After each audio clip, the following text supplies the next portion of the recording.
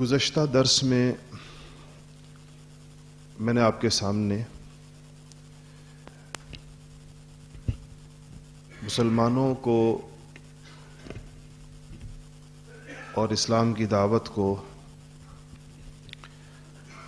پیش آنے والے مسائل یا یوں کہہ لیجئے کہ مشرکین مکہ کی طرف سے جو مشکلات تھیں اس کا ذکر کیا تھا۔ آج ہم نے پڑھنا تو ہجرت حبشہ تھا یا ہے، جہاں تک پہنچ سکے کچھ چیزیں میں اس سے پہلے چاہ رہا تھا کہ آپ کو بتا دوں۔ ان میں سے ایک تو یہ کہ جن لوگوں نے آپ صلی اللہ علیہ وسلم کی دعوت کا مسلسل مقابلہ کیا، مختلف قسم کی تکلیفیں پہنچانے کے ذریعے سے، ان میں سے کچھ لوگوں نے وہ ریڈ لائن کراس کر دی جس کے بعد انسان کو ہدایت نہیں ملتی، ان کا انجام بڑا عبرتناک ہوا۔ اور کچھ لوگ ایسے تھے جو کچھ عرصہ مخالفت کرنے کے بعد اللہ جل شانہ کے فضل و کرم سے مسلمان ہوئے۔ جن لوگوں کو اسلام نصیب نہیں ہوا، جو آپ کے بڑے بڑے دشمن تھے، چند نام ان میں سے آپ کو بتاتا ہوں اور ان میں سے کچھ کا ایک خاص قسم کا انجام بھی۔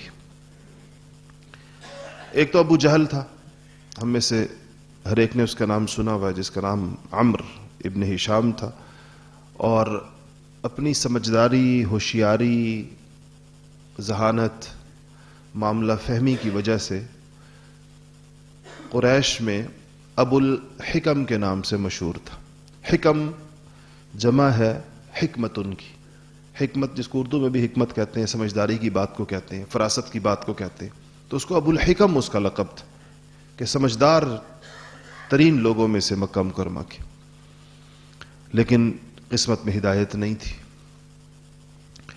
اور اس کو رسول اللہ صلی اللہ علیہ وسلم نے یہ ابو جہل کا لقب عطا کیا۔ حکمت کا جو متضاد ہے وہ جہالت ہے، تو آپ نے اس کو ابو جہل کہا۔ تو یہ اپنے آپ کو کہا کرتا تھا کہ میں بڑا عزت والا ہوں، بڑے شرف والا ہوں۔ تو اللہ جل شانہ نے اس کے بارے میں کچھ آیتیں نازل کی ہیں، نام تو اس کا نہیں ہے، مفسرین اس کو اس کا مصداق سمجھتے ہیں کہ ان شجرۃ الزقوم طعام الاثیم کالمہل یغلی فی البطون کغلی الحمیم خذوہ فاعتلوہ الی سواء الجحیم ثم صبوا فوق رأسہ من عذاب الحمیم ذق انک انت العزیز الکریم۔ یہ اپنے آپ کو عزیز اور کریم کہا کرتا تھا۔ تو اللہ نے فرمایا کہ زقوم کا جو درخت ہے، جو ایک بڑا زہریلا اور بڑا کانٹے دار درخت ہوگا جہنم میں، یہ کھانا ہوگا اس شخص کا، اس بڑے مجرم کا کھانا ہوگا۔ طعام الاثیم، اس بڑے مجرم کا ایک کھانا ہوگا، اور گرم پانی کی طرح پیٹ میں کھولتے ہوئے اور پانی کی طرح وہ ہوگا، اور فرشتوں کو حکم ہوگا کہ پکڑو اس کو، اور گھسیٹتے ہوئے اس کو عین جہنم کے درمیان لے جا کر پھینک دو، اور اس کے سر پر گرم پانی چھوڑ دو، اور اس سے کہو کہ چکھو یہ مزہ، اس لیے کہ تم عزیز اور کریم ہو۔ ذق انک انت العزیز، ذق یعنی چکھو اس کو، انک انت العزیز الکریم، تم وہی ہو جو اپنے آپ کو عزیز اور کریم کہتے تھے، تو یہ تمہارا انجام ہے۔ دوسرا اس میں جو نام تھا وہ ابو لہب ہے، اور یہ آپ صلی اللہ علیہ وسلم کا چچا تھا، اور لیکن اسی قسمت میں بھی ہدایت نہیں، اور اسی نے رسول اللہ صلی اللہ علیہ وسلم کو کہا تھا کہ تبا لک، العیاذ باللہ، جس پر اللہ تعالیٰ نے فرمایا کہ تبت یدا ابی لہب وتب، اس کی اور اس کی بیوی دونوں کے بارے میں قرآن کی آیتیں نازل ہوئیں۔ ایک نام امیہ ابن خلف، بنو جمح ایک قبیلہ ہے قریش کا، اس کا تھا، بڑے سرداروں میں سے۔ سیدنا بلال بن ابی رباح کو ان سے بہت زیادہ تکلیفیں پہنچیں، اس امیہ ابن خلف سے. اور پھر یہ جنگ بدر میں مارا گیا، اور اس کے مارنے میں دو روایتیں ہیں. ایک روایت تو یہی ہے کہ حضرت بلال ہی کے ہاتھوں سے یہ مارا گیا. اس کا بھائی تھا ابی ابن خلف. یہ آپ صلی اللہ علیہ وسلم کے پاس ایک پرانی ہڈی کسی قبر سے نکلی ہوئی لے کر آیا، اور آپ سے کہنے لگا کہ ہڈی بوسیدہ تھی، پرانی تھی، اس کو یوں پکڑا ہاتھ کے اندر اور اس کو ملا تو وہ ہڈی چورا چورا ہو گئی. تو اس نے اس چورا ہڈی کو ہوا کے اندر یوں اچھال کر حضور سے کہنے لگا کہ کیا تمہارا رب اس کو زندہ کرے گا جس کو میں نے بوسیدہ ہڈی کسی مردے کی تھی، کہ اس مردے کو تمہارا رب کس طرح زندہ کرے گا؟ اور پھر اس کے بعد اس کو آگ میں ڈالے گا، پھر اس کو عذاب دے گا، اس ہڈی سے بندہ نکل. اس پر یہ آیتیں نازل ہوئیں وَضَرَبَ لَنَا مَثَلًا وَنَسِيَ خَلْقَهُ قَالَ مَنْ يُحْيِي الْعِظَامَ وَهِيَ رَمِيمٌ قُلْ يُحْيِيهَا الَّذِي أَنشَأَهَا أَوَّلَ مَرَّةٍ وَهُوَ بِكُلِّ خَلْقٍ عَلِيمٌ. کہ یہ وہ اللہ نے فرمایا کہ یہ ہمارے سامنے ایک مثال پیش کرتا ہے، یعنی یہ ایک ڈیمانسٹریشن کرتا ہے، ایک چیز سامنے مثال کے طور پر لاتا ہے. اور اللہ نے فرمایا وَنَسِيَ خَلْقَهُ، اور اپنی پیدائش کو بھول جاتا ہے. اور کہا کہ پوچھتا یہ ہے آپ سے، سوال یہ کرتا ہے کہ ان پرانی ہڈیوں کو کون زندہ کرے گا؟ تو آپ اس سے کہہ دیجئے کہ جس نے پہلی دفعہ پیدا کیا وہ دوسری دفعہ پیدا کرے گا. جس نے پہلی دفعہ زندہ کیا وہی دوسری دفعہ زندہ کرے گا. اور پہلی دفعہ زندہ کرنا یا پہلی دفعہ پیدا کرنا یقیناً زیادہ مشکل ہوتا ہے بنسبت دوسری دفعہ کے. عقبہ بن ابی معیط چوتھا نام ہے مشہور لوگوں میں سے، اور یہ آپ صلی اللہ علیہ وسلم کا پڑوسی بھی تھا. اور یہ اتنا، اس کی بدبختی بہت زیادہ بڑی ہوئی تھی، اور اس نے ایک دفعہ اس کو اسی ابی ابن خلف نے، جو بھائی ہے امیہ ابن خلف کا، اس نے عقبہ سے اس کی بڑی دوستی تھی. تو ایک دن ابی نے عقبہ سے کہا کہ میں نے سنا ہے کہ تو محمد صلی اللہ علیہ وسلم کے پاس بیٹھا ہے اور ان کا کلام سنا ہے اور ان سے تو متاثر ہوا ہے. تو اس نے کہا نہیں میں متاثر نہیں ہوا. اس نے کہا نہیں تو متاثر ہوا ہے. تو یہ کہہ رہا ہے میں متاثر نہیں ہوا. اس نے کہا ٹھیک ہے، اگر تو متاثر نہیں ہوا تو پھر تو جا العیاذ باللہ العیاذ باللہ جا کر ان کے چہرے پر تھوک کرا، تب میں مانوں گا کہ تو متاثر نہیں ہوا. تو یہ بدبخت گیا اور اس نے جا کے رسول اللہ صلی اللہ علیہ وسلم کے چہرے پر، اس چہرے انور پر اس نے تھوکا، جس پر اللہ پاک کی طرف سے یہ آیتیں نازل ہوئیں کہ وَيَوْمَ يَعَضُّ الظَّالِمُ عَلَى يَدَيْهِ يَقُولُ يَا لَيْتَنِي اتَّخَذْتُ مَعَ الرَّسُولِ سَبِيلًا يَا وَيْلَتَى لَيْتَنِي لَمْ أَتَّخِذْ فُلَانًا خَلِيلًا لَقَدْ أَضَلَّنِي عَنِ الذِّكْرِ بَعْدَ إِذْ جَاءَنِي وَكَانَ الشَّيْطَانُ لِلْإِنسَانِ خَذُولًا. اور کہا کہ اور اس دن کو یاد کرو جس دن ظالم حسرت اور ندامت سے اپنے ہاتھ منہ میں کاٹے گا، یعنی یہ اپنا ہاتھ اپنے منہ میں لے کر اس کو کھائے گا اور کہے گا کہ کاش میں رسول کے ساتھ اپنی راہ بناتا، رسول کے ساتھ اپنا تعلق رکھتا، اور کاش میں فلانے کو اپنا دوست نہ بناتا. یعنی یہ دوست کے کہنے پر اس نے یہ کیا. تو اس دوستی کے اوپر یہ حسرت کرے گا، قیامت کے دن سخت ترین افسوس کرے گا اور کہے گا کہ اس کمبخت نے مجھ کو اللہ تعالیٰ کی نصیحت اور ہدایت سے گمراہ کیا. اور اس موقع پر پھر رسول اللہ صلی اللہ علیہ وسلم کہیں گے وقال الرسول یا رب ان قومی اتخذوا هذا القرآن مہجورا. لمبی آیتیں ہیں. یہ بدر کے اندر مارا گیا عقبہ ابن معیط.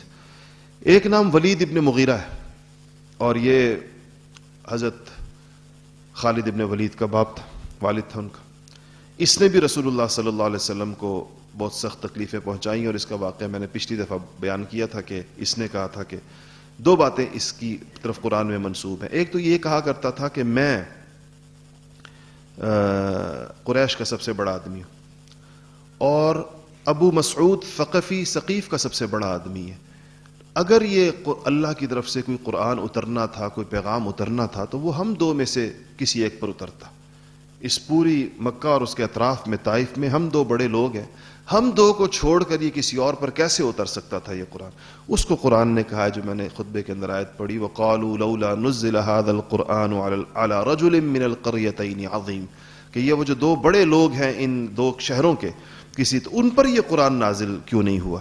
تو اللہ جل شانہ نے اس کا جواب دیا کہ اہم یقسمون رحمت ربک، کہ کیا اللہ کی رحمت یہ تقسیم کرتے ہیں؟ رحمت الہی ان کے پاس ہے کہ یہ طے کریں گے قرآن کس کے اوپر اترے گا، وہ تو اللہ کے ہاتھ کے اندر ہے. تو یہ ایک شخص یہ تھا.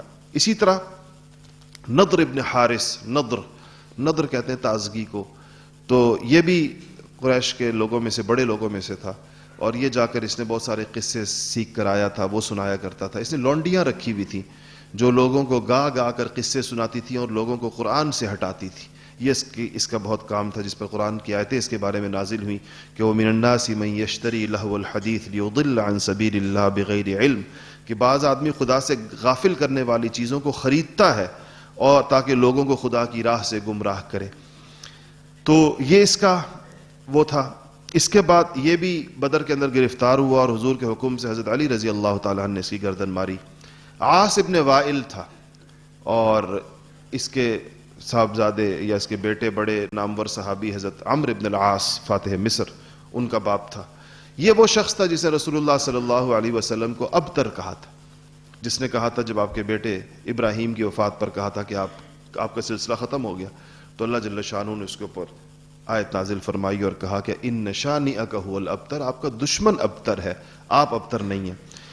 اس کو ان لوگوں کے بعض تو اپنی طبی موت مرے، لیکن اس موت میں بھی کچھ نہ کچھ عبرت تھی ان ساروں کے۔ اس کے پاؤں پر کسی چیز نے کاٹا، اور کہتے ہیں کہ اس کے پاؤں پھول کر اتنا بڑا ہو گیا جیسے کسی بہت موٹے اونٹ کی گردن ہوتی ہے، اتنا بڑا اس کا پاؤں ہو گیا، اور اسی کے اندر یہ مرا اور مارا گیا۔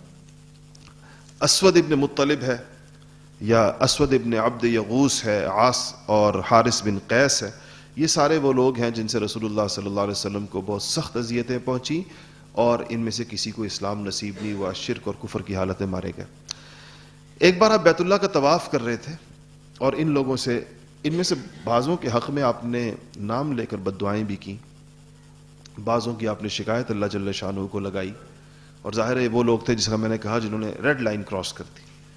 تو ایک دفعہ آپ طواف کر رہے تھے تو حضرت جبرائیل امین آئے آپ کے پاس، حضور صلی اللہ علیہ وسلم کے پاس، تو آپ نے شکایت کی کچھ لوگوں کی، آپ نے کہا کہ ان کا استہزاء، یہ شکایت آپ کو اپنی ذات سے پر پہنچنے والی تکلیف کی نہیں ہوتی تھی، یہ شکایت دین کے رستے میں ایسی رکاوٹیں ڈالنے کی ہوتی تھی جس سے دوسرے لوگوں کی ہدایت کا رستہ رک جایا کرتا تھا، یعنی خود تو ہدایت پر آتے نہیں، دوسروں کو آنے نہیں دیتے۔ تو آپ نے اس کی شکایت کی، استہزاء کی اور تمسخر کی کہ یہ لوگ جو ہیں وہ مذاق اڑاتے ہیں دین کا۔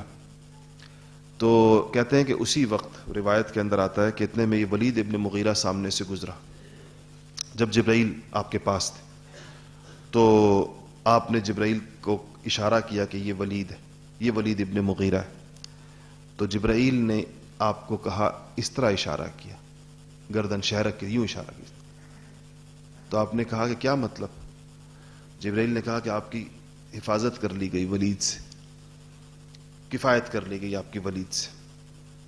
اس کے بعد اسود ابن مطلب گزرا، تو آپ نے کہا جبرائیل سے، جبرائیل اسود ابن مطلب ہے۔ جبرائیل نے آنکھ کی طرف اشارہ کیا، آپ اشارہ نہیں سمجھے، تو آپ نے فرمایا کیا مطلب؟ ان کا کہ آپ کی حفاظت کر لی گئی اسود ابن مطلب سے۔ اس کے بعد یہ اسود بن عبد یغوس گزرا، تو آپ نے پھر جبرائیل سے کہا کہ، تو جبرائیل نے سر کی طرف اشارہ کیا، اور آپ کے سوال پر وہی کہا کہ آپ کی اس سے بھی کفایت کر لی گئی۔ پھر یہ حارث ابن قیس جس کا میں نام لی، یہ گزرا، تو جبرائیل نے پھر پیٹ کی طرف اشارہ کیا۔ اس کے بعد عاص ابن وائل گزرا، تو جبرائیل نے پاؤں کے تلووں کی طرف اشارہ کیا۔ تو پھر یہ ہوا، یہ جو جبرائیل کے اشارے تھے یہ سارے کے سارے ایسے ثابت ہوئے کہ یہ جو پہلا شخص ولید گزرا، تو یہ گزر رہا تھا کہیں سے، تو قبیلہ خزاعہ کا ایک آدمی تیر بنا رہا تھا، تیر ہوتے ہیں جس طرح، اور بنا کے زمین پہ رکھ رہا تھا۔ تو یہ گزر رہا تھا، تو اس کا پاؤں تیر کے ایک کنارے پر لگا، تو وہ تیر اوپر اٹھاتا ہے ڈنڈا، اگر آپ ایک طرف سے پاؤں رکھیں دوسری طرف سے کھڑا ہو جاتا ہے ڈنڈا، تو وہ تیر یوں کھڑا ہوا اور اسی گردن پہ خراش لگ گئی اس کی وجہ سے، وہ جو جبرائیل نے اشارہ گردن کی طرف کیا تھا، اور اسی خراش کی وجہ سے اس سے ایسا خون جاری ہوا۔ بعد میں پہلے وہ معمولی خراش تھی، بس ایک دم وہ پھوٹ پڑی اور اسی کے اندر وہ مرا۔ اور یہ جو دوسرا تھا جس کی آنکھوں کی طرف اشارہ کیا، اسود بن مطلب، یہ کیکر کے درخت کے نیچے بیٹھا ہوا تھا، اس کے بیٹے بھی ساتھ تھے، تو اس کی اپنے بیٹوں کو آوازیں دیتا رہا کہ کوئی میری آنکھوں میں کی کر کے یہ کانٹے چبھو رہا ہے، اور اس کے بیٹے کہہ رہے ہیں کہ آپ کے آس پاس تو کوئی بھی نہیں، ہم بیٹھے ہوئے آپ کے ساتھ، اور یہ چیخے مارتا رہا کہ میرے آنکھوں میں کی کر کے کہ کانٹے چبھو رہا ہے کوئی، اور اس کے بعد اس کی دونوں آنکھیں زائل ہو گئیں اسی کے اندر۔ تیسرا جو تھا جس کے سر کی طرف اشارہ کیا، اس کے سر میں عجیب و غریب قسم کے پھوڑے اور پھنسیاں نکلی اور وہ اس سے مرا۔ چوتھا جس کے پیٹ کی طرف اشارہ کیا، اس کا بڑا عجیب انجام ہوا، اور یہ کہ اس کے پیٹ میں اس کی بڑی آنت کے اندر بل آ گیا اور اس کا پخانہ اس کے منہ سے آنے لگ گیا، اور وہ یہ تو ایک بہت معمولی سی چیز ہے کہ انسان کی بڑی آنت ایک دم خم کھا لے، یہ پیٹ میں ایک ایسا اس کا مسئلہ ہوا اور وہ اسی سے مر گیا۔ اور جس کے پاؤں کی طرف اشارہ کیا، تلووں کی طرف، عاص ابن وائل کے، تو وہ یہ ایک اپنی سواری پر بیٹھ کر گدھے پر بیٹھا ہوا طائف جا رہا تھا، تو گدھے نے کوئی ایک دم اچھلا وہ اور یہ جھاڑیوں کے اندر گرا، اور جھاڑیوں میں گرا تو اس کے پاؤں کے اندر ایک کانٹا اگ گیا، کانٹا لگ گیا، اور اسی کانٹے سے اس کے پاؤں کی ایسی حالت ہوئی کہ وہ اسی سے یہ بھی مر گیا۔ تو یہ وہ بعض دشمن تھے جو بدر میں مارے گئے، بعض جو جبرائیل کو جن کے آپ نے نام لیے تھے وہ سارے کے سارے بظاہر طبی موت تھی لیکن کوئی حادثاتی موت تھی، یعنی طبی تو نہیں کہہ سکتے، تھی حادثاتی، چھوٹی چھوٹی چیزیں ان کی موت کا باعث بنی، کسی کے لیے کانٹا، کسی کو خراش، کسی کو پھوڑا، کسی کو دانا، کسی کو یہ چیزیں، یعنی پاؤں میں کانٹا یا آنکھ میں کانٹا، یہی چیزیں ان کی ہلاکت کا باعث بنی۔ اچھا، یہ تو خیر یہ تھی پھر مسلمانوں نے جو تکلیفیں سہیں اس کے اوپر بات ہوئی۔ اس کے بعد آتا ہے ہجرت، اور یہ پہلی ہجرت، آپ کو یہ پتا ہوگا کہ ہجرت جو ہے وہ 2 دفعہ ہوئی ہے حبشہ کی جانب، اور پھر تیسری ہجرت ہوئی ہے مدینہ منورہ کی جانب۔ یہ جو پہلی ہجرت حبشہ ہوئی ہے یہ نبوت کے 5ویں سال ہوئی ہے، 5ویں نبوت کا سال، یعنی نبوت ملے ہوئے رسول اللہ صلی اللہ علیہ وسلم کو 5 برس ہو گئے تھے اس میں۔ اچھا، اس سے پہلے آپ کو 2 چیزیں اور بتا دوں، اور وہ یہ ہے کہ 2 معجزات ہیں جو اسی زمانے کے اندر ہوئی ہیں، اور ایک معجزہ جو ہے، اور ان معجزات کے اوپر قرآن کی آیات موجود ہیں، ایک معجزہ شق القمر کہلاتا ہے، اور دوسرا معجزہ ہے جو رد الشمس کہلاتا ہے، جس کے اندر آپ نے سورج کو واپس لوٹایا، اور پہلے معجزے کے اندر آپ کے اشارے سے چاند 2 ٹکڑے ہوا۔ اس پر آگے جا کر اس کی طرف بات کروں گا۔ ہجرت حبشہ کی بات شروع ہو گئی ہے تو اس کے اوپر کچھ بات آپ سے کہوں۔ یہ جو پہلی ہجرت کیوں ہوئی، 2 باتیں، حبشہ کی طرف کیوں ہوئی، وجہ کیا بنی ہجرت کی، اور کب تک رہی، کتنی دفعہ ہوئی، کن لوگوں نے کی، اس پر 2-4 باتیں آپ کو بتا دوں۔ ایک تو میں نے بتایا 5 ہجری کے اندر ہوئی، پہلی ہجرت تھی۔ آپ صلی اللہ علیہ وسلم، یہ ہوئی کیوں، 2 باتیں اس میں ہیں سمجھ میں، جو خلاصہ اس کا ہے۔ ایک تو یہ کہ ظاہر بات ہے کہ مسلمانوں پر عرصہ حیات تنگ ہو گیا تھا، اور جب کسی کے لیے اپنے کسی جگہ پر اپنے دین پر عمل کرنا مشکل ہو جائے اور اتنی رکاوٹیں ڈال دی جائیں کہ وہ دین پر نہ چل سکے وہاں پر، تو اس کے لیے حکم یہی ہے کہ وہ وہاں سے ہجرت کر جائے اور ایسی جگہ چلا جائے جہاں جا کر اس کے لیے اپنے دین پر چلنا آسان ہو۔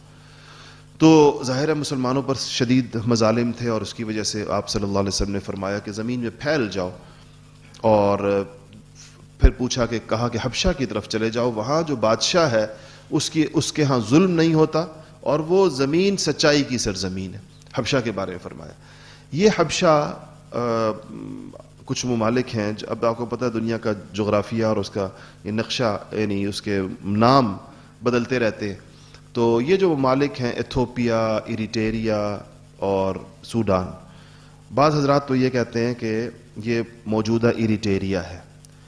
ایتھوپیا آپ کو پتہ ہے کہ اس سے کچھ حصے بکھرے ہوئے پچھلے زمانوں کے، بعض کہتے ہیں کہ نہیں، یہ ایریٹریا نہیں ہے، یہ سوڈان کا ایک علاقہ تھا، اور یہ سارا ایک ہی تھا، اوپر سے لے کے نیچے تک یہ پورے افریقہ کی جو پٹی ہے یہ ایک ہی ملک تھا، اور سارا کا سارا حبشہ کہلاتا تھا۔ زیادہ قرین قیاس یہ لگتا ہے کہ حبشہ ایک بہت بڑا ملک تھا، جس کے اندر موجودہ زمانے کا ایریٹریا بھی شامل تھا، ایتھوپیا بھی شامل تھا، اور سوڈان بھی شامل تھا۔ تو اس طرف ہجرت، تو آپ نے فرمایا کہ اس طرف ہجرت کرو۔ تو علماء نے لکھا ہے کہ آپ کو کیسے پتا تھا کہ حبشہ کے بارے میں اور اس کے بادشاہ کے بارے میں؟ تو ظاہر انبیاء علیہ الصلوۃ والسلام کی معلومات کے ذرائع تو وہی ہوتے ہیں، اللہ تعالیٰ کی طرف سے بتایا جاتا ہے۔ لیکن آپ کا حبشہ سے تعلق کی ایک وجہ یہ بھی تھی کہ وہ جو آپ کی دایا تھی ام ایمن، جو آپ کے والد نے چھوڑی تھی میراث کے اندر، جن کا نام تو برکت تھا، میں نے ذکر کیا تھا برکہ، لیکن ام ایمن کہلاتی تھی اور آپ کی والدہ کے ساتھ ہوتی تھیں، اور آپ کی والدہ کی وفات کے بعد جنہوں نے آپ کو پالا تھا وہ حبشہ کی تھی، حبشیہ تھی. اور روایات کے اندر آتا ہے کہ وہ بعض اوقات آپ کے لیے ایک خاص قسم کا کھانا حبشہ کا تیار کرتی تھی. تو آپ نے ان سے ایک دفعہ پوچھا کہ یہ کیسا کھانا ہے، تو انہوں نے کہا کہ ہمارے ملک حبشہ کے اندر بنایا جاتا ہے، تو آپ کے لیے بھی وہ تیار کرتی تھی. یہ وہی ہیں جن کی شادی بعد میں آپ کے لے پالک حضرت زید سے ہوئی، اور آپ نے فرمایا تھا کہ جو یہ چاہتا ہے کہ وہ جنتی عورت سے شادی کرے تو ام ایمن سے شادی کر لے. تو حضرت زید ابن حارثہ نے کہا کہ میں شادی کرتا ہوں. اور یہ وہی ہیں ان دونوں، یعنی زید ابن حارثہ اور ام ایمن کا بیٹا جو تھے، یہ وہ اسامہ تھے، اسامہ ابن زید، جن کے لشکر کو آپ نے اپنی وفات سے چند مہینے پہلے جو جیش اسامہ کہلاتا ہے، اسامہ کا لشکر بھیجا تھا. 17-18 سال ان کی عمر تھی اس وقت. وہ اسامہ انہی دونوں کے بیٹے تھے، اور ان اسامہ کو حب النبی کہا جاتا ہے کہ نبی کا محبوب، آپ کو انتہائی پیارے تھے. ایک تو اس طرف سے ماں اس کی آپ کی دایا تھی، اور باپ آپ کا منہ بولا بیٹا تھا. حضرت زید ابن حارثہ ان کا ذکر یہاں آتا رہتا ہے. تو حبشہ کی جانب آپ نے کہا کہ تم جاؤ. تو جو لوگ پہلے گئے، تعداد میں مورخین سیرت نگار مختلف تعداد بتاتے ہیں کتنے تھے. کچھ لوگوں کا جانا بالیقین ہوتا ہے، پتہ ہے واقعی طور پر وہ گئے. کچھ لوگوں کے بارے میں ناموں میں اختلاف ہوتا ہے. تو بعض لوگ 6 مرد بھی کہتے ہیں، بعض 5 بھی کہتے ہیں، لیکن زیادہ تر روایات یہ ہیں کہ یہ 11 مرد اور 5 عورتیں تھیں.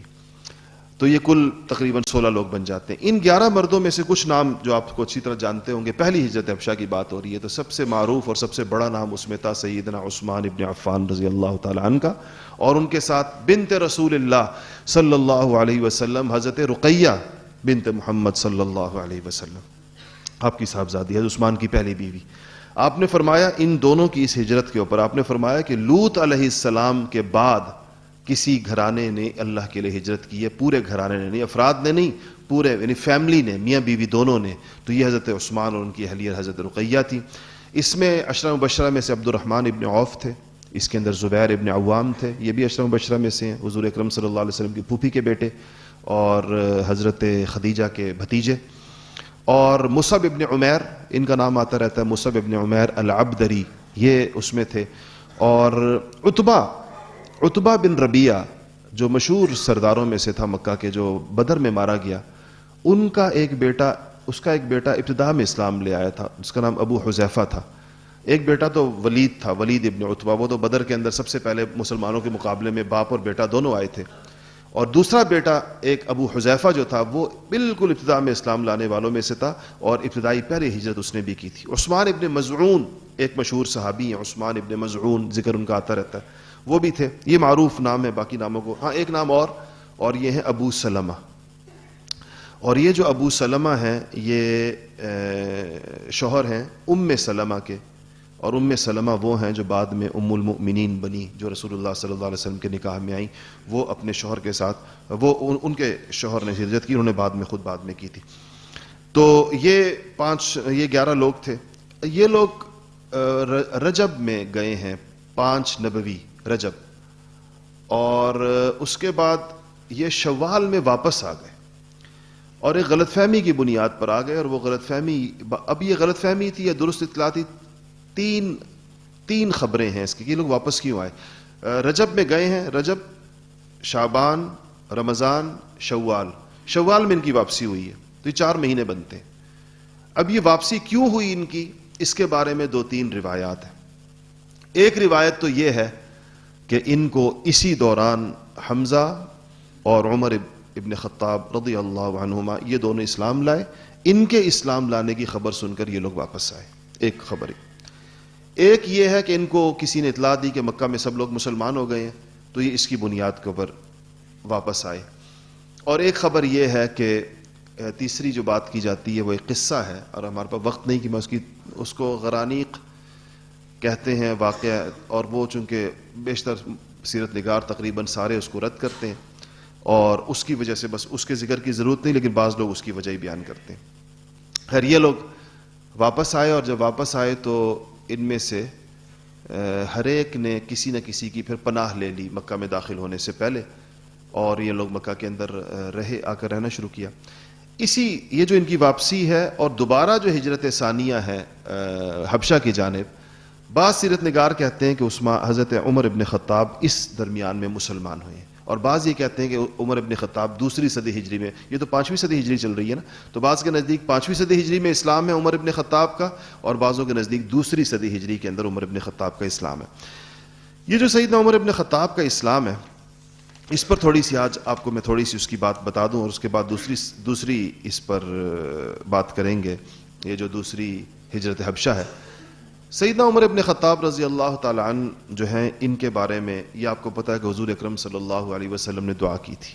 اصل ان کے اسلام کی وجہ تو آپ کی دعا اور آپ کی توجہ بنی ہے، اس لیے عمر کو مراد نبی کہتے ہیں، کہ حضور کی مراد ہیں، کہ حضور اکرم صلی اللہ علیہ وسلم نے چاہا اور اللہ تعالیٰ سے مانگا۔ اس کے بارے میں احادیث موجود ہیں۔ ایک حدیث تو یہ ہے جس میں آپ نے فرمایا کہ یا اللہ، عمر ابن خطاب اور عمرو ابن ہشام یعنی ابو جہل، ان دونوں میں سے کسی ایک کے ذریعے سے اسلام کو تقویت اور عزت عطا فرما۔ ایک تو یہ روایت، ایک روایت حدیث کی جو آتی ہے وہ خاص سیدنا عمر ابن الخطاب کے بارے میں، کہ رسول اللہ صلی اللہ علیہ وسلم فرمایا کہ اللہم اید الاسلام بعمر ابن الخطاب خاصتاً، یا اللہ خاص طور پر عمر ابن خطاب کے ذریعے سے تو اسلام کو تقویت نصیب فرما۔ تو یہ آپ کی اس دعا کا نتیجہ تھا۔ یہ جو سیدنا عمر ابن خطاب رضی اللہ تعالی عنہ نکلے تھے، مشہور واقعہ آپ لوگوں نے سنا ہوا ہے، کہ ہاتھ میں تلوار لے کر، اس کے بارے میں سیرت نگاروں نے لکھا ہے کہ اصل میں ابو جہل نے یہ اعلان کیا تھا کہ جو رسول اللہ صلی اللہ علیہ وسلم کو قتل کر دے گا اس کو وہ 100 اونٹ دے گا، 100 اونٹ کا اس نے اعلان کیا۔ تو آپ نے، حضرت عمر فرماتے ہیں کہ وہ حضرت عمر گئے اور ابو جہل سے جا کر خود بالمشافہ پوچھا کہ تم نے ایسا کوئی اعلان کیا؟ اس نے کہا میں نے بالکل اعلان کیا۔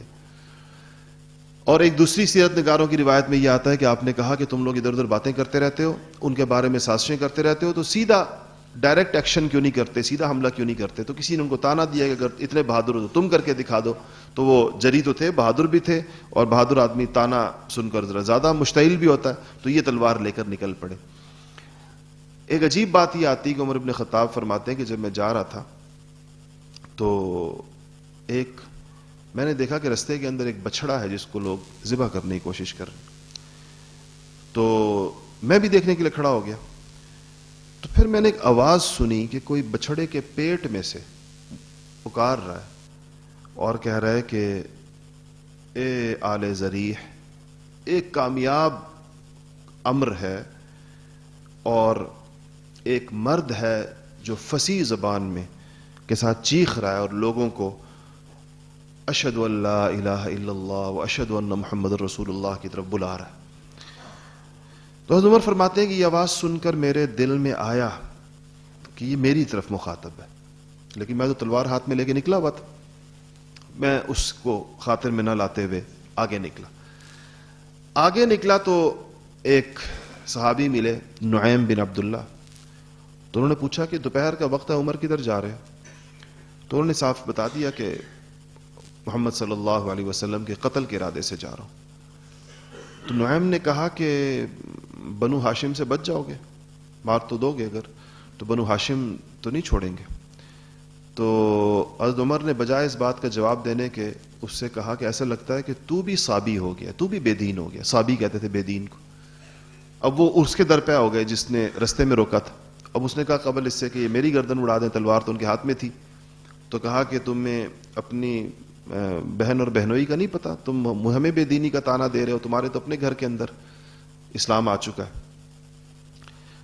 حضرت عمر کے بہنوئی جو تھے، یہ عشرہ مبشرہ میں سے جو ایک نام ہے سعید بن زید کا، سعید بن زید، یہ حضرت عمر کے بہنوئی تھے، اور ان کی بہن کا نام فاطمہ تھا، فاطمہ بنت خطاب۔ تو حضرت عمر نے یہ جو سنا تو ان کو تو چھوڑا اور کہا کہ یہ میری بہن اگر اس طرف چلی گئی ہے تو اپنے بہن کے گھر گئے۔ وہاں حضرت خباب ان دونوں میاں بیوی کو قرآن پڑھا رہے تھے۔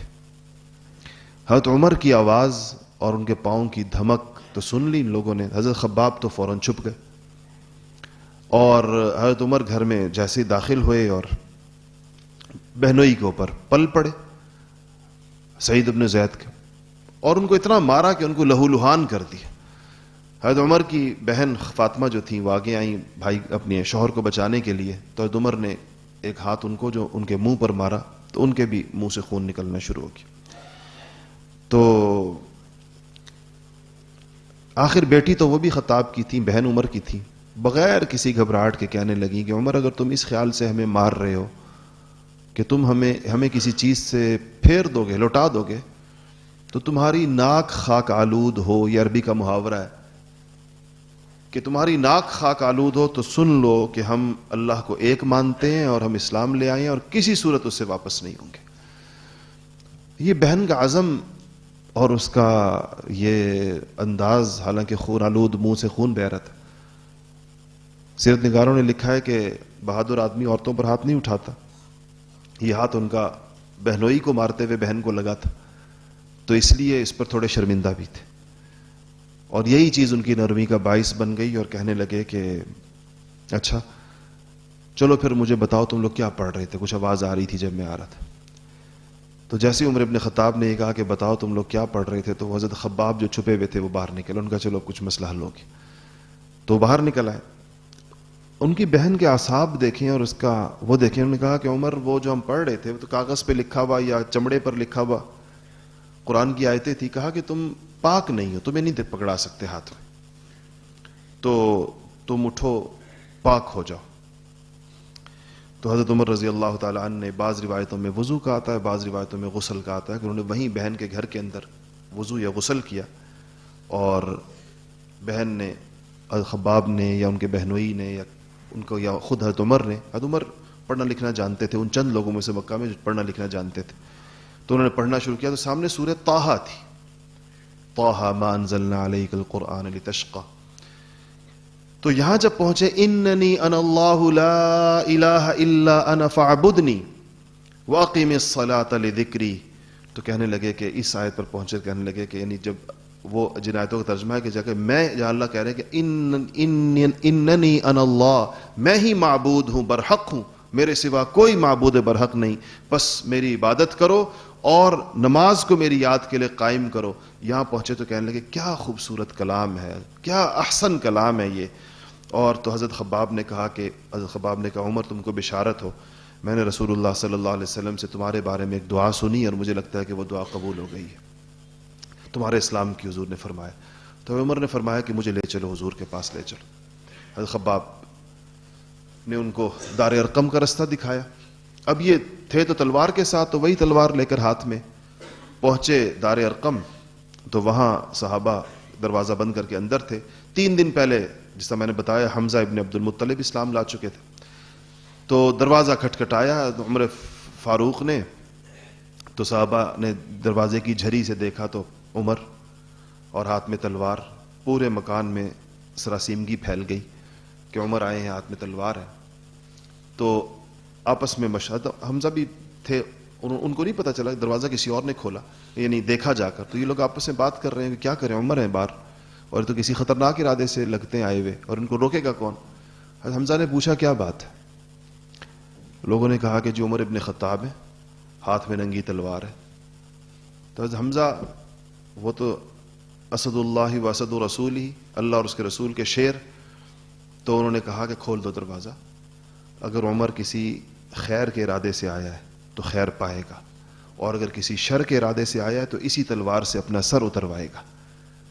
تو انہوں نے دروازہ کھول دیا اور عمر اندر آئے، تو حضور اکرم صلی اللہ علیہ وسلم نے، آپ پر وحی نازل ہو رہی تھی، دوسرے کمرے میں تھے، آپ تشریف لائے سامنے، تو آپ نے کہا کہ عمر کیا تم اس وقت کے منتظر ہو کہ جب اللہ جل شانہ کا ذلت والا دردناک عذاب تم لوگوں پر مسلط کر دیا جائے؟ پھر آپ نے کہا کہ ایک اور روایت کے اندر آپ نے کہا کہ یا اللہ یہ عمر ابن خطاب ہے، اللہم اہدہ، یا اللہ اس کو ہدایت نصیب فرما۔ اس کے بعد آپ نے جب وہ جملہ کہا تو اور ایک آیت ہے اللہم ھذا عمر ابن الخطاب، اللہم اعز الدین بعمر ابن الخطاب، یا اللہ اس دین کو عمر کے ذریعے سے عزت نصیب فرما۔ اور پھر کہا کہ عمر کیا تم باز نہیں آؤ گے، اس وقت تک باز نہیں آؤ گے کہ جب تک اللہ تعالیٰ کو رسوا کر دینے والا عذاب نازل نہ فرمائے؟ تو حضرت عمر نے فرمایا کہ یا رسول اللہ میں اسی لیے حاضر ہوا ہوں کہ میں ایمان لاؤں۔ اور اس کے بعد آپ نے کہا اشہد ان لا الہ الا اللہ اشہد ان محمد رسول اللہ۔ اس پر پہلا نعرہ تکبیر جو بلند کیا وہ خود رسول اللہ صلی اللہ علیہ وسلم نے، عمر کے اسلام، اور اس پر صحابہ کرام نے جو اس کا جواب دیا کہتے ہیں پوری وہ جو کوہ صفا جس کے پاس یہ مکان تھا دار ارقم، وہ پورا پہاڑ میں آواز گونجتی ہے، تو پورے پہاڑ کے اندر آواز گونجی کہ عمر ابن خطاب اسلام لے آئے۔ شاید یہ کہہ سکتے ہیں کہ یہ ان 5-6 سالوں کی سب سے بڑی خوشخبری تھی جو رسول اللہ صلی اللہ علیہ وسلم کو ملی اور جو صحابہ کو ملی۔ اور اس کے بعد پھر عمر تھے، وہ تھے نہیں جو کہیں چھپ کر بیٹھتے۔ کہتے ہیں ان کے باہر نکلے، کہنے لگے کہ میں نے سوچا کہ کون سا ایسا شخص ہے کہ جس کو میں اپنے اسلام لانے کا بتاؤں تو یہ پورے مکہ میں ڈھنڈورا پیٹ دے گا میرے مسلمان ہونے کا۔ تو کہتے ہیں باہر نکلے تو جس شخص کو انہوں نے سمجھا کہ اس کے لیے یعنی اس کام کا ایک آدمی تھے جو مکہ کے اندر اس بارے میں بہت زیادہ مشہور تھا، جمیل نام تھا اس کا، جمیل ابن معمر۔ تو کہتے ہیں میں اس کے پاس گیا اور میں نے کہا کہ جمیل تجھے پتا ہے کہ میں مسلمان ہو گیا ہوں؟ تو کہتے ہیں کہ یہ سنتے ہی جمیل کا تو کام ہی یہی تھا، وہ اٹھا اور اپنی چادر اٹھائی اور مکہ کی گلیوں میں شور مچانا شروع کر دیا کہ عمر مسلمان ہو گیا۔ عمر نہیں، وہ کہتا تھا عمر بے دین ہو گیا، عمر صابی ہو گیا، عمر بے دین ہو گیا۔ تو کہتے ہیں عمر اس کے پیچھے کہتے تھے کہ یہ جھوٹ بول رہا ہے، میں بے دین نہیں ہوا، میں مسلمان ہو گیا ہوں، میں اللہ تعالیٰ پر میں ایمان لے کر آیا ہوں۔ اور کہتے ہیں اس کے بعد لوگ حضرت عمر کے گھر کے باہر جمع ہو گئے اور حضرت عمر فرماتے ہیں میں تنہا تھا اور اتنے سارے لوگ تھے اور ہمارے درمیان انہوں نے میرے اوپر حملہ کیا اور ہمارے درمیان لڑائی شروع ہوئی اور میں نے اس مجمع کے ساتھ جو میرے اوپر چڑھ دوڑا تھا، میں لڑتا رہا یہاں تک کہ دوپہر ہو گئی۔ اور کہتے ہیں پھر بھی میں تھکا، میں نے وہ ہار نہیں مانی۔ اتنے میں میں نے دیکھا کچھ اور لوگ بھی جمع ہو گئے، تو میں گھر کے اندر گیا تو ایک شخص آیا اور اس نے آ کر یہ واقعہ سنایا کرتے تھے کہ اس نے آ کر کہا کہ لوگوں سے کہا تم لوگ کیوں جمع ہو؟ تو لوگوں نے کہا کہ عمر بے دین ہو گیا ہے، عمر مسلمان ہو گیا۔ تو ان کا چھوڑ دو اس کو اور یہاں سے چلے جاؤ، بس یہ میری امان میں اس کو سمجھو۔ تو وہ لوگ کہتے ہیں پھر منتشر ہوئے۔ تو صحابہ کہتے ہیں بہت بعد میں اسلام لانے کے زمانے میں ہم نے عمر سے پوچھا رضی اللہ تعالی عنہ سے کہ وہ کون تھا جس نے آپ کے دروازے سے لوگوں کو ہٹایا تھا؟ تو انہوں نے کہا کہ وہ عاص ابن وائل تھا۔ حالانکہ دیکھیں خود مسلمان نہیں ہوا، اسلام اس کی قسمت میں نہیں تھا، لیکن عمر فرمایا کہ وہ عاص ابن وائل تھا اور وہ میرے پاس آیا۔ اور پھر آپ نے جو ہے وہ رسول اللہ صلی اللہ علیہ وسلم سے پوچھا رسول اللہ ہم حق پر ہیں؟ آپ نے کہا بے شک ہم حق پر ہیں۔ کہا پھر ہم نماز بیت اللہ میں کیوں نہیں پڑھتے؟ حضور نے فرمایا کہ تمہاری قوم نہیں پڑھنے دیتی۔ ان کا رسول اللہ ہم بیت اللہ میں نماز پڑھیں گے۔ اور پھر حضرت حمزہ بھی تھے، حضرت عمر بھی آئے، اور اگلے دن جب یہ لوگ نکلے بیت اللہ میں پہلی دفعہ نماز پڑھنے کے لیے تو 2 قطاروں کے اندر مسلمان نکلے اور پہلی قطار کے سرے کے اوپر حضرت حمزہ بن عبد المطلب تھے آگے، اور دوسری قطار کے آگے جو سیدنا عمر ابن خطاب تھے، اور یہ لوگ اس طرح مسلمان وہاں سے نکل کر بیت اللہ میں پہنچے اور پہلی نماز علی الاعلان جو بیت اللہ میں مسلمانوں نے ادا کی وہ عمر ابن خطاب رضی اللہ تعالیٰ عنہ کے اسلام لانے کے بعد ادا کی۔ اور ایک صحابی نے پوچھا عمر ابن خطاب سے کہ آپ کو فاروق کیوں کہا جاتا ہے؟ تو انہوں نے کہا کہ جس دن ہم نے یہ نماز پڑھی اس دن رسول اللہ نے مجھے فاروق کا لقب عطا فرمایا۔ انشاءاللہ باقی آگے پڑھیں۔